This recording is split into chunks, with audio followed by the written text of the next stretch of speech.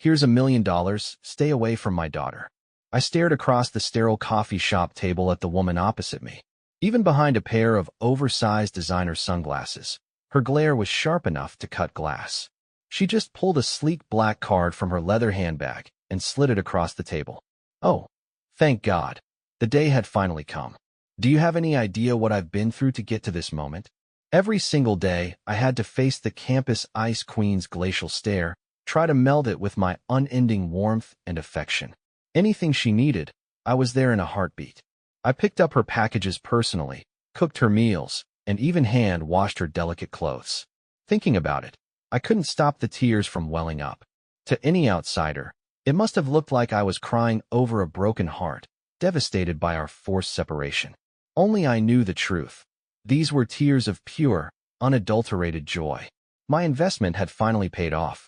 Seeing my tears, the woman opposite me seemed to soften, probably thinking my love for her daughter ran deeper than she'd imagined.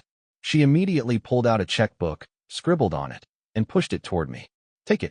You and my daughter were never going to work. Was this really happening? A bonus round? I immediately started crying harder, my voice cracking. Ma'am, what Elena and I have is real love. Please, just give us your blessing. Inside, I was screaming, bury me in your money. I'm only 22. I can take it. Okay, so I was just her simple, one-sided affair, but this was the opportunity of a lifetime. The theatrics had to be over the top. Who in their right mind turns down free money? Young man, I suggest you take what you can get and walk away. Don't push your luck, or you'll end up with nothing, she said coolly. I've had you investigated. You're not even close to being worthy of marrying into the Rossi family. Right, whatever you say, lady. I thought, fighting the urge to roll my eyes. Instead, I leaned forward, a mess of snot and tears, reaching for her hand. Ma'am, please. My feelings for Elena are real. I noticed people at other tables starting to stare, their eyes full of pity and morbid curiosity. The attention made my cheeks burn, but the thought of the millions I'd get just for shedding a few tears was all the motivation I needed. I doubled down, my sobs growing louder. Mom, please just let us be together. I wailed, calling her Mom for extra effect. Feeling the heat of the surrounding stares, the woman snatched her hand back, using a silk scarf to hide her face. This is my final offer. If I see you with my daughter again, I promise you, you will regret it, she hissed before skirting out of the coffee shop. I stayed slumped over the table, pretending to be utterly destroyed. I didn't move a muscle until I heard the throaty, expensive roar of a Rolls-Royce engine pulling away from the curb, the sweet sound of money. Ignoring the gawking onlookers, I wiped my fake tears away and snatched the card and the check from the table. Staring at the long string of zeros on the check, I couldn't believe my eyes. I slowly counted them, one by one. The last time I'd seen that many zeros was when I looked up the price of a penthouse in Vegas. I ripped off my barista apron right then and there and practically sprinted to the nearest bank. I watched as my account balance jumped from 4 figures to 7. In that moment, only 4 words came to mind: light at the tunnel's end. The second the money hit my account, I pulled out my phone and tapped on my pinned conversation. The screen was a sea of my own green iMessage bubbles, with only a few terse, 2-word replies from her. K, get food, do laundry. I had to fight back another wave of tears, real ones this time. I was finally free from serving that little princess.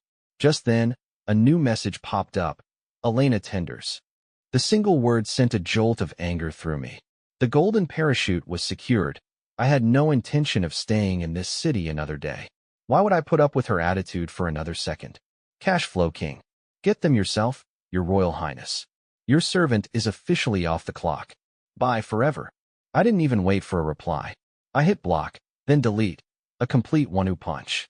A huge weight lifted off my shoulders. I thought back to 2 years ago in this very same coffee shop. While I was working a shift, I saw it happen.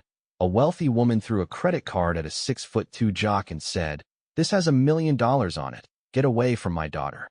I was stunned. Was money really that easy to make? The guy put on a big, tearful show, but the moment the woman left, a massive grin spread across his face as he picked up the card. He saw me staring and had the audacity to snap his fingers at me. "What are you looking at? Where's my coffee?" That snapped me out of my daze, and I quickly handed him his drink. but a plan was already forming in my mind. If a guy like that could score $1 million, what about me?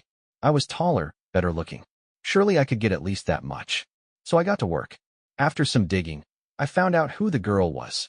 Isabella Rossi, the only daughter of New York's wealthiest real estate mogul. Rumor had it her mother had paid off every single one of her previous boyfriends. This just fueled my determination. By some stroke of luck, we went to the same university, which gave me the perfect way in. From that day on, I embarked on the path of the ultimate simp, and there was no looking back. I researched all her favorite things, what she liked to eat, what she was interested in. Whenever I felt like giving up, the thought of that $1 million payday kept me going. I slowly became a fixture in her life. There were other guys who tried to win her over, of course, but once they saw the sheer level of my devotion, they all gave up. None of them had the stamina for my level of simping. I wasn't worried about the competition. She liked the guitar, so I spent 2 months learning to play. She had a craving for beef bourguignon, so I took a week-long cooking class at a French bistro. She said she hated doing laundry, so I became her personal laundromat. Even my best friend since childhood, Hiroshi, told me to give it up. He said we were from different worlds, but I kept my secret plan to myself and continued to be the perfect doting boyfriend. And now it had all paid off. This pain and suffering money was mine, fair and square. I immediately called Hiroshi. "You bastard, we're going out for drinks tonight, my treat." "Whoa, what happened? You finally locked down that rich girl? You're actually willing to spend money on me. Less talk, more drinking. Just come. If you don't, I'm giving your share to the dogs." With a mountain of cash to my name, I felt invincible. My voice had never sounded so confident.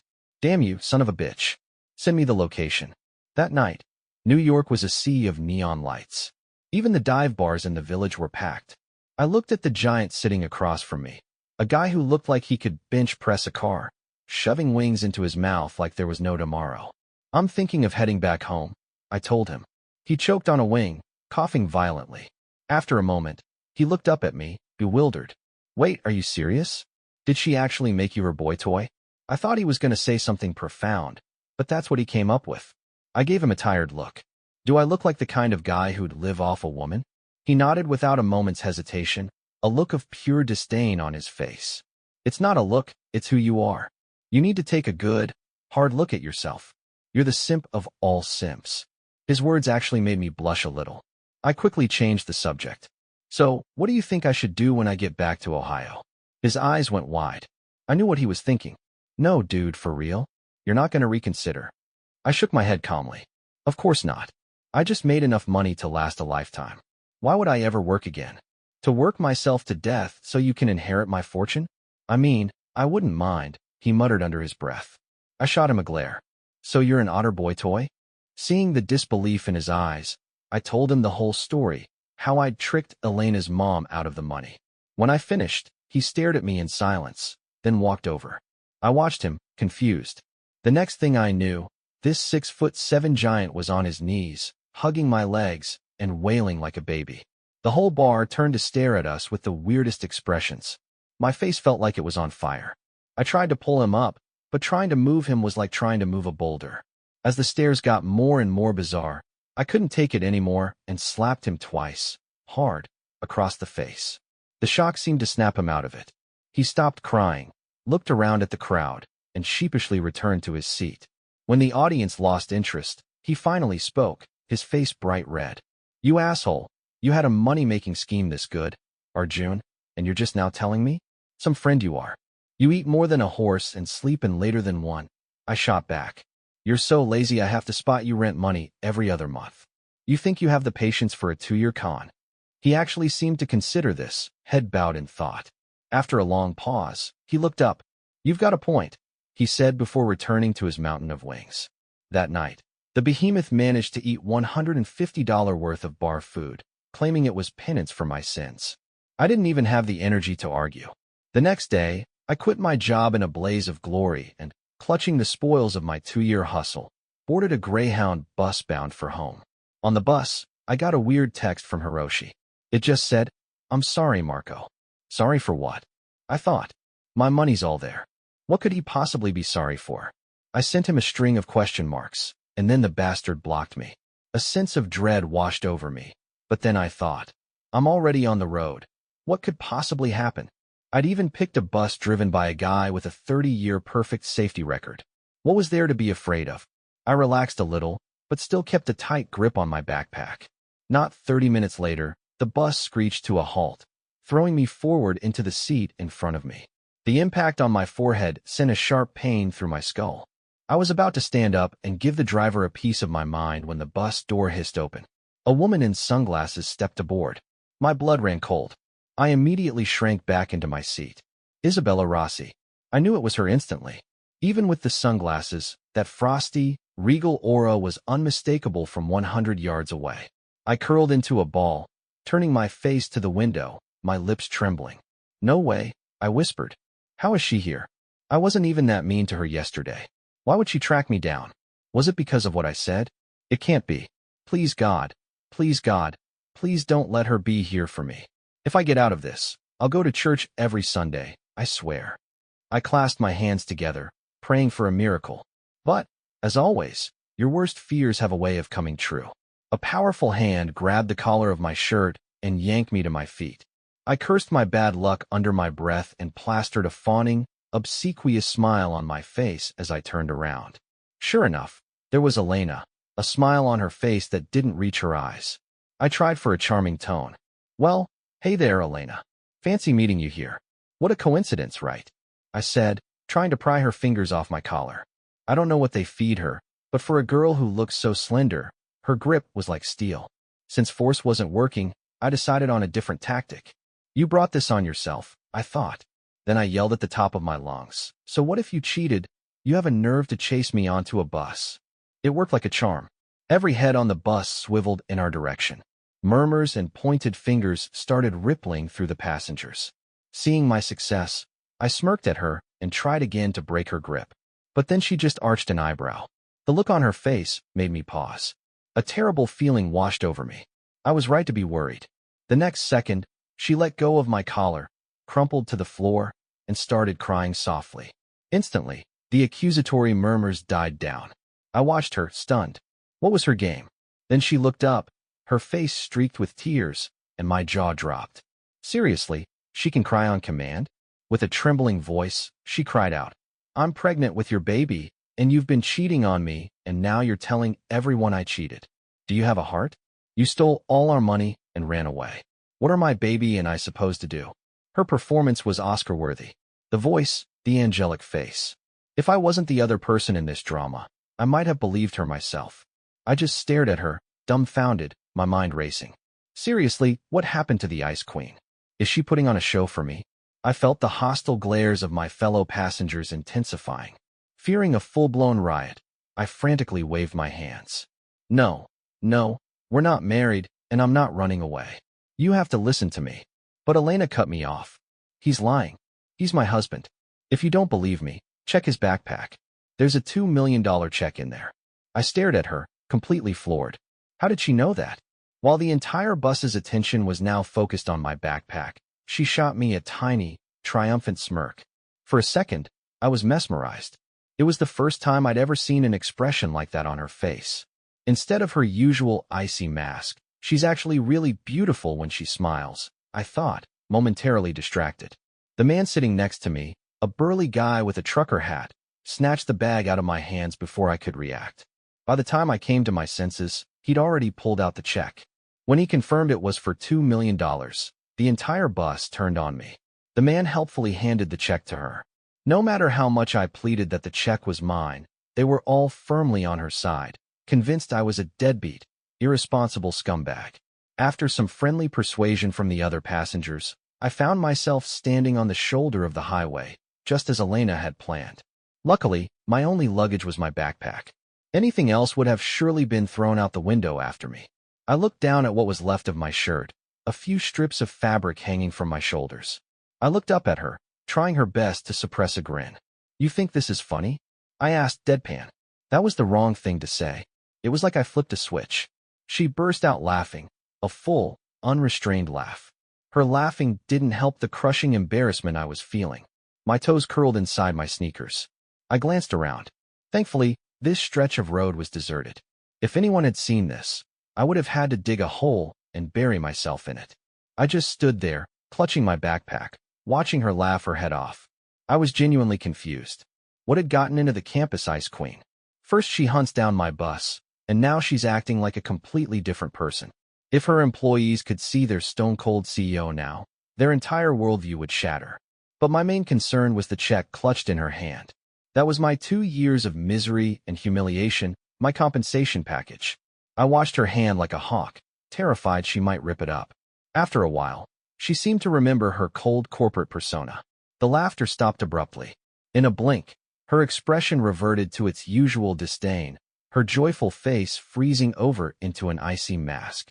Her lips were set in a firm line, and her whole demeanor became intimidatingly oppressive. What a waste, she's not an actress, I muttered to myself, watching the transformation. Our eyes met for a brief, chilling moment before I quickly looked away. Her stare was enough to make my blood run cold. She gave me one last look, then turned and walked towards her sleek black car. I watched her back, slowly raising a hesitant hand. My money, I called out weakly. Without looking back, she opened the car door and got in, leaving it open.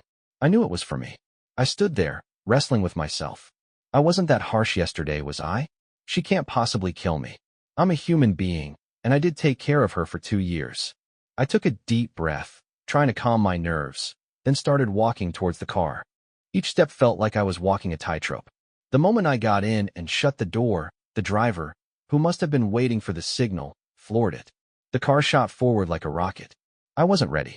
I pitched forward, my head slamming into something soft. Not a good day to leave the house, I thought. Nothing is going right. As I braced for impact, I realized the surface my head hit was surprisingly yielding. I instinctively gave a squeeze. Confused, I looked up and met Elena's murderous glare. I snatched my hand back. I didn't do it on purpose, I swear, I said with a pained smile. Unsurprisingly, I was rewarded with 2 sharp slaps. I retreated to the corner of the spacious back seat, muttering under my breath. God, she hits hard. I didn't do it on purpose, and she dares to strike this handsome face? I'll sue her for everything she's worth. I stole a glance at her. Aside from her earlobes, which were an unusual shade of red, she seemed perfectly composed. I had to admit, even though this woman was a cold, cruel, money-stealing demon, she had an incredible figure. Everything was exactly where it was supposed to be, and those legs. I could probably admire those for a year straight. I quickly shut my eyes, cursing my own pathetic nature. With $2 million, I could see different legs every day of the week. The thought gave me a surge of courage. I turned to face her, but before I could speak, she beat me to it. I have a feeling that Czech has a questionable origin story. The words caught in my throat. I didn't know how to respond. It's none of your business. It's perfectly legitimate. She let out a dismissive scoff and glanced at me, a look in her eyes that made me feel completely transparent. Then can you explain why my mother's name is on it? Oh, and by the way, my mother also gave you a debit card with $1 million on it, didn't she? I stared at her in horror, cold sweat beading on my forehead as she continued, her voice deceptively calm. And you're planning on going back to your little hometown in Ohio today, weren't you? At this, Elena's mind flashed back to the day before. She had initially thought that blocking Marco was no big deal, but in just one day, she realized how much her life had come to depend on him. At work, there was no one checking in on her, asking if she needed anything. She found herself glancing at her phone every few minutes, her productivity plummeting. When she got home late from the office, the apartment, which she had long been accustomed to living in alone, suddenly felt vast and empty. Staring into the silent rooms, she remembered that the last time she'd felt this way was 2 years ago, before Marco had entered her life. She sat on the sofa, numbly scrolling through her phone, but no new messages appeared. It was then that Elena finally admitted it to herself. She couldn't live without Marco. Just as she was about to go find him, her phone screen lit up. She answered it excitedly, thinking it was him, but the voice on the other end was a man's, a stranger's, and her mood sank again. But the man on the phone colorfully recounted the entire story of how Marco had approached her, scammed her mother out of millions, and was planning to skip town the next day. He told her everything. After hanging up, Elena sat on the sofa, her face in a motionless mask, a strange light glinting in her eyes. She had changed her mind. An online confrontation was boring, A real life one would be much more interesting. And that led to the scene on the bus. Hearing her recount this, I finally understood. That fat bastard Hiroshi sold me out. No wonder he texted me saying he was sorry. I silently made a vow. If I survived this, I would tell everyone the story of how he fell into a septic tank as a kid. If I was going down, he was going down with me. I looked at her with the resolve of a martyr. Fine, you caught me. What are you gonna do, kill me? To my surprise, she just chuckled, a strange look on her face. Who said anything about killing you, huh? You're not going to kill me? Then why go to all this trouble to catch me? I stared at her, completely lost. You don't need to worry about the affairs of beautiful women. She lifted her chin arrogantly, her arms crossed over her chest. I was speechless. The ice-cold CEO had suddenly turned into a bratty teenage girl. The switch gave me whiplash. My eyes drifted back to the check clutched in her hand. If she wasn't going to kill me, then there was still a chance I could get my money back. I studied her face, seeing no immediate danger. I cautiously leaned closer, my hand slowly inching toward the check. But it was like the driver had a personal vendetta against me. He slammed on the brakes again. My center of gravity vanished, and I went flying, landing right on top of Elena. Ma'am, there's an accident up ahead, the driver explained calmly. Well, your boss is probably not in a state to respond right now, I thought grimly. Once the car was stable, I quickly scrambled off her, pulling my hand away from her legs. As much as I didn't want to, her murderous glare told me my life was more important. Misunderstanding. Total misunderstanding. Let me explain. No, let me make an excuse. I was just trying to get my check back. I shot back to the furthest corner of the car, but I still couldn't escape another round of blows. This dame hits so hard, I muttered, rubbing the sore spots on my head. Do you still want to check? I was just saying what a beautiful, powerful woman you are. A true inspiration to us all. I saw her glance my way with a tilted head and quickly laid on the praise, terrified she'd come over and hit me again. She let out a soft huff and turned away. I let out a breath I didn't realize I was holding. Whoever marries this monster is in for a world of pain, I thought viciously. Some Miss Rossi, I said, pressing myself against the car door, watching her carefully. How can I get my money back? She stared calmly out the window. Wait. Just say no if you're not going to give it back. What's this wait business? Am I supposed to wait until I'm old and gray? I grumbled internally. I turned to look out my own window and suddenly realized this wasn't the road into the city. A wave of panic hit me. Where are we going? I asked, my voice trembling. My mind immediately flashed to tomorrow's headlines. Local man found missing one kidney after mysterious encounter with wealthy heiress. In my imagination, Elena was wearing surgical scrubs, her face twisted into a demonic grin with sharp fangs. Time for a kidney removal, she'd say. I stared at her, swallowing hard. She seemed to read my mind and let out a small laugh. Don't look at me like that.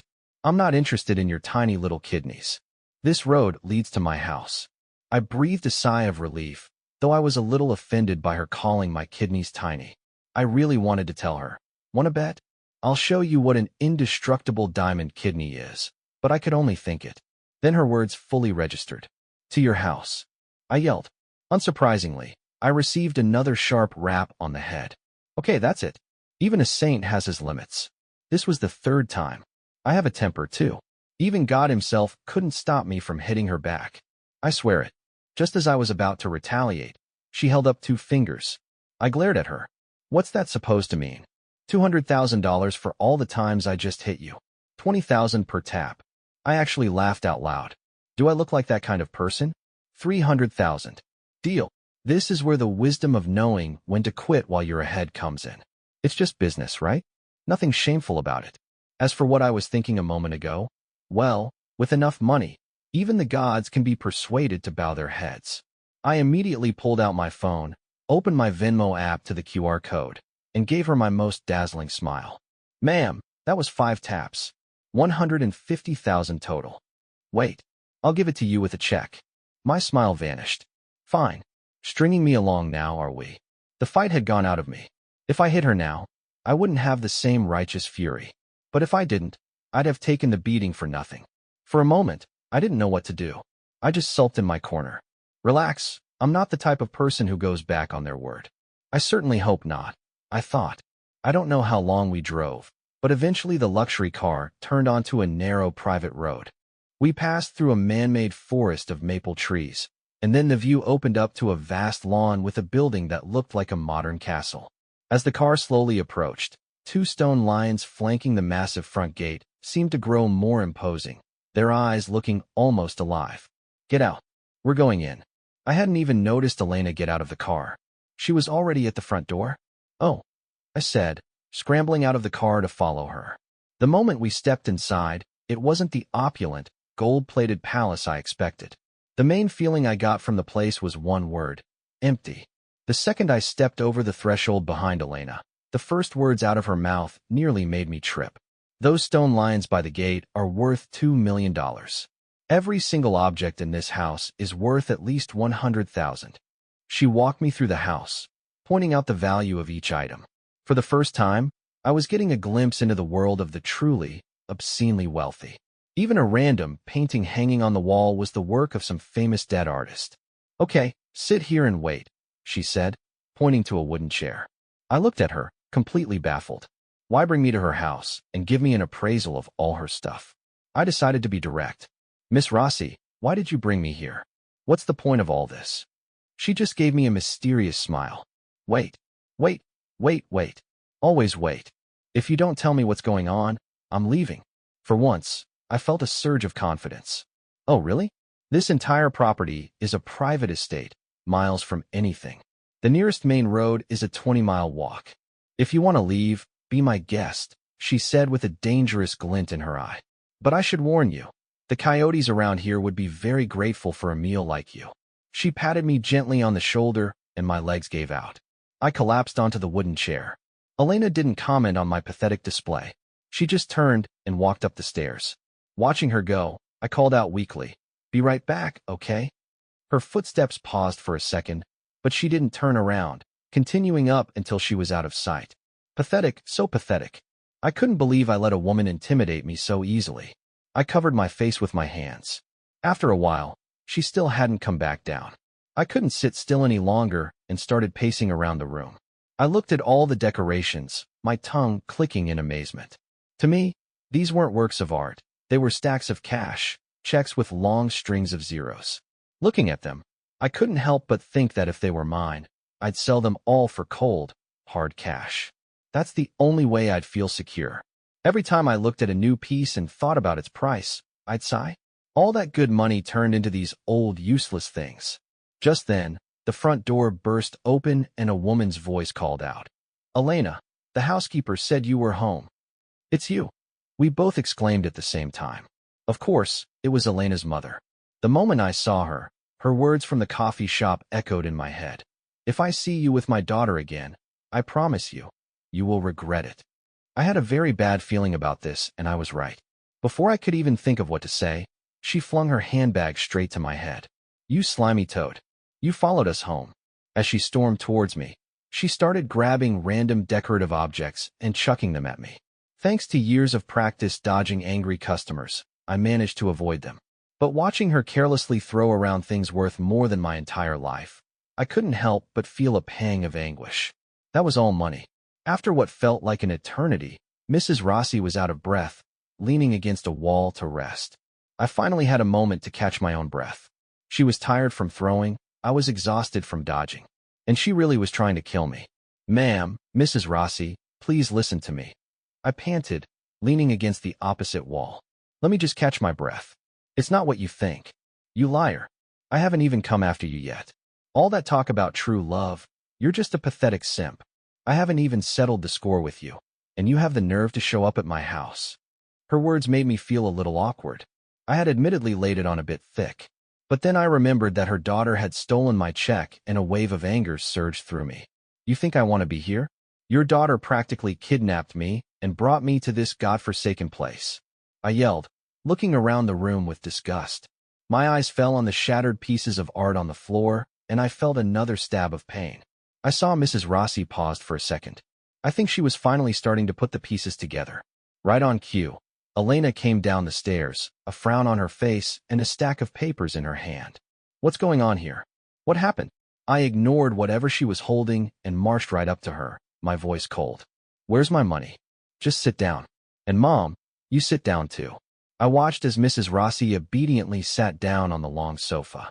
If she wanted me to do something, I was going to do the opposite. I ignored her command, my tone more forceful than ever before. I held out my hand. My money. Sit down. I looked at Elena's face, which had turned to stone.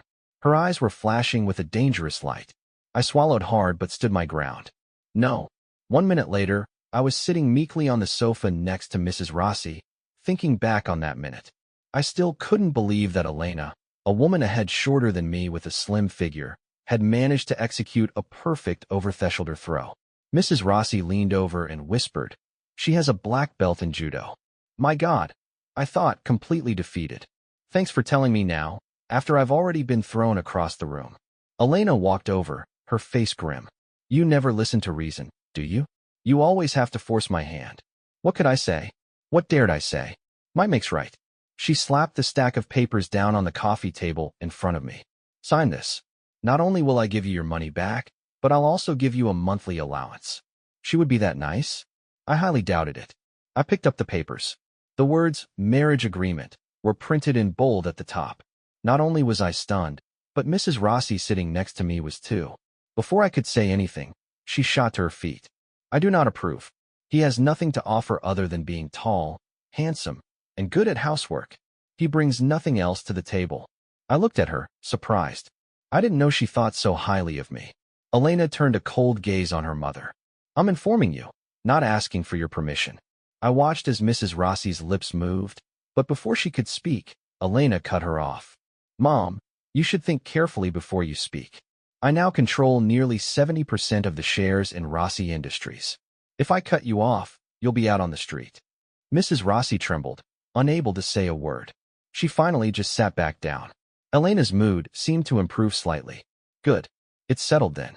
Mrs. Rossi noticed me looking at her and said haughtily, Well, I guess you got what you wanted, didn't you? You gold-digging freeloader? I was completely baffled. I didn't even provoke her. Why was she taking her anger out on me? And did these two just decide my entire future without consulting me, the main party involved? I finally cut them off. I don't believe I ever said I wanted to marry you. Mrs. Rossi looked at me as if she'd seen a ghost. Elena, on the other hand, looked like she'd been expecting this. She crossed her arms, a confident gleam in her eyes. You might want to read the terms. I guarantee you won't refuse. Seeing her so confident, I was curious. I started flipping through the agreement. The first few pages were standard, stocks, real estate, things I didn't care about. To me, only cold, hard cash was real. Then came the section about my duties. Cooking, cleaning, all the usual stuff. I still wasn't seeing anything that was particularly beneficial to me, but I patiently kept reading. And then I saw it. A monthly allowance of $100,000. I immediately flipped to the last page and signed my name with a flourish. I stood up and looked at the confident woman across from me. I had to admit, she was a damn good judge of character. I extended my hand. A pleasure doing business with you. She smiled and shook it. Only my future mother-in-law was left sitting there, completely lost and bewildered. 1 month later, a new headline dominated the news cycle. Shocker. CEO of Rossi Industries marries a complete nobody. The entire city was buzzing, speculating about the mysterious man who had won the heart of the city's most eligible bachelor. Elena had issued a strict gag order at the company, so the groom's identity was a tightly guarded secret. Only a handful of insiders knew who he was. But while the internet was in a frenzy, the two people at the center of the storm were surprisingly calm. In the bridal suite after the wedding, Elena and I just stared at each other. We both knew what was supposed to happen next, but we were both complete novices, so we just sat there in an awkward silence. This couldn't go on forever. I cleared my throat.